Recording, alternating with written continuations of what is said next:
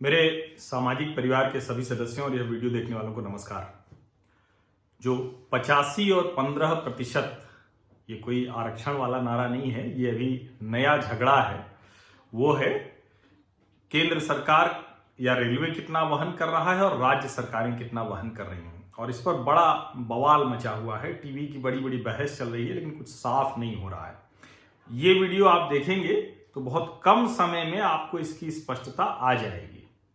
क्या केंद्र सरकार या रेलवे अभी जो टिकट लग रहा है क्या उस पर कोई छूट देने जा रहे हैं या उसका 85% वहन करने जा रहे हैं? इसका जवाब नहीं में है। क्या राज्य सरकारों को जो 15% वहन करना है वो सभी राज्य सरकारों ने वहन किया है? इसका भी जवाब नहीं में है। दरअसल जो टिकट होता है, जो भी यात्री टिकट है, उस पर 40 से 43% के बीच रेलवे सब्सिडी देता है। रेलवे सब्सिडी देता है यात्रियों को जो नॉर्मल टिकट होते हैं, सामान्य टिकट होते हैं। और अभी चूंकि ट्रेन जो आ रही है, जो श्रमिक एक्सप्रेस है, वो अगर 100 सीटें हैं तो सिर्फ 50 सीटों पर लोग रहेंगे, क्योंकि फिजिकल डिस्टेंसिंग रखनी है, 2 गज देह की दूरी। तो 40, 42 या 43% वो, और जब 50% और सीटें कम हो गई तो लगभग वो। तो ये वो आंकड़ा है जिसको रेलवे या संबित पात्रा या सुब्रमण्यम स्वामी या कोई भी कह रहा है कि ये वो 85% है जिसको रेलवे छोड़ रहा है। इसलिए बहुत स्पष्ट समझिए कि रेलवे या केंद्र सरकार फिलहाल अभी तक जो नोटिफिकेशन आया है या सर्कुलर आया है, उसमें कोई और रकम नहीं छोड़ने जा रहे हैं, एकदम ये स्पष्टता के साथ। वो टिकट जो जितनी रकम है वो दरअसल 15% अब होगी।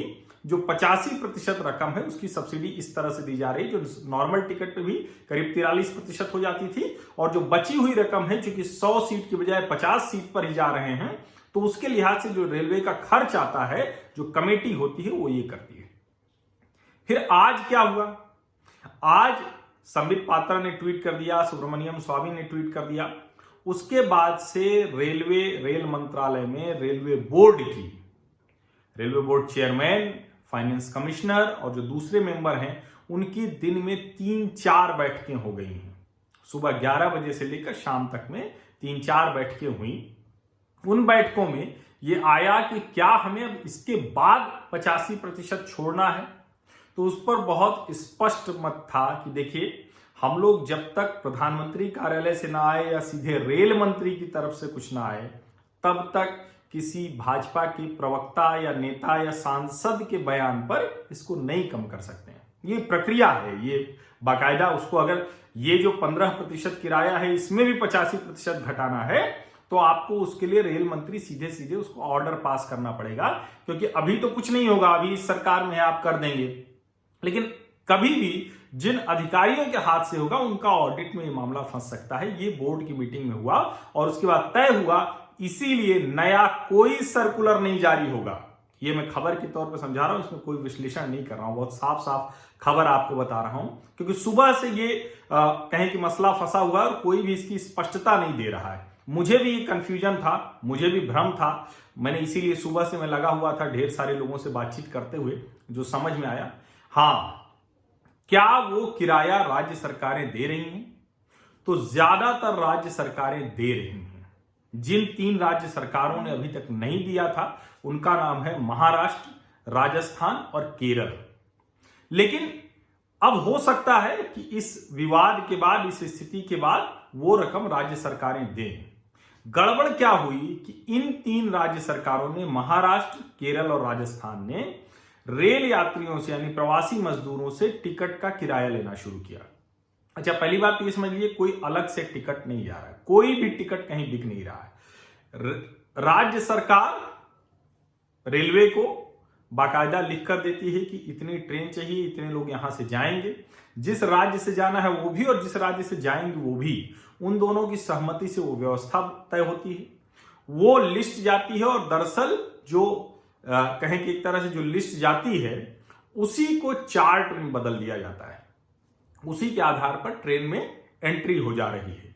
और जो राज्य और रेलवे के बीच में व्यवस्था है, क्योंकि सरकारी, गवर्नमेंट टू गवर्नमेंट हो गया ये, तो क्या होता है, वाउचर आर्थिक समिति जो होती है वो मंजूर करके उसको भेजती है। तो उत्तर प्रदेश सरकार की आर्थिक समिति ने स्वीकृत करके भेज दिया, दूसरे राज्य भी भेज रहे हैं। वो स्वीकृति जब मिल जाती है तब वो वाउचर का पेमेंट होता है। तो सच बात ये भी है कि अभी बहुत सी सरकारों ने वाउचर जो दे दिया होगा, यानी जरूरी नहीं कि वो पेमेंट हो गया हो, इसको भी समझना चाहिए। और जो सबसे जरूरी चीज है कि इस सब में दोनों तरफ से विशुद्ध राजनीति हुई है। ये मसला ये था कि इसको हल किया जाता, इसको चाहे राज्य सरकार भरे, केंद्र सरकार भरे, मजदूर को पैसा नहीं देना था। लेकिन दुर्भाग्य से 3 राज्य सरकारों ने, महाराष्ट्र, राजस्थान और केरल ने, मजदूरों से टिकट का पैसा लिया। निश्चित तौर पर जहां भी दे रही वहां राज्य सरकारें दे रही, राज्य सरकारों को अपने बजट की दिक्कत हो सकती है, लेकिन क्या उनको और कोई रास्ता नहीं निकालना चाहिए था? और अगर उसी वक्त वो कहते कि देखिए इतना है, हम नहीं देंगे। ये बार बार केरल के वित्त मंत्री थॉमस इसाक कह भी रहे थे कि इसको केंद्र सरकार को वहन करना चाहिए। ये पूरी कहानी है। लेकिन अगर आप लोग ये सोच रहे हो कि जो ट्वीट आया था संबित पात्रा जो भाजपा के प्रवक्ता हैं कि अब और 85% कम हो जाएगा, ऐसा बिल्कुल नहीं है। कोई ऐसा सर्कुलर नहीं है, ना आगे सर्कुलर ऐसा जारी होने वाला है। आज की जो दिन में 3 बार 4 बार रेलवे मंत्रालय में बोर्ड की, रेलवे का जो बोर्ड है उसके फाइनेंस कमिश्नर और उसके सब लोगों की बैठक में ये तय हुआ। तो ये स्पष्टता होनी चाहिए कि जो भी राज्य हैं वही वहन कर रहे हैं।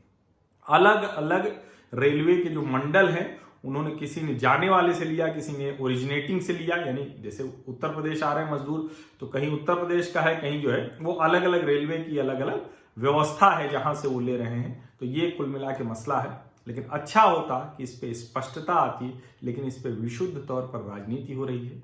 और जो कांग्रेस की सरकारें भी जहां हैं वहां भी बेहतर होता, ऐसा नहीं है। छत्तीसगढ़ की सरकार ने भुगतान किया है, ऐसे त्रिपुरा ने किया, कर्नाटक ने किया, मध्य प्रदेश ने किया, बिहार कर रहा है, ऐसे बहुत सी सरकारें हैं जो वो कर रही हैं।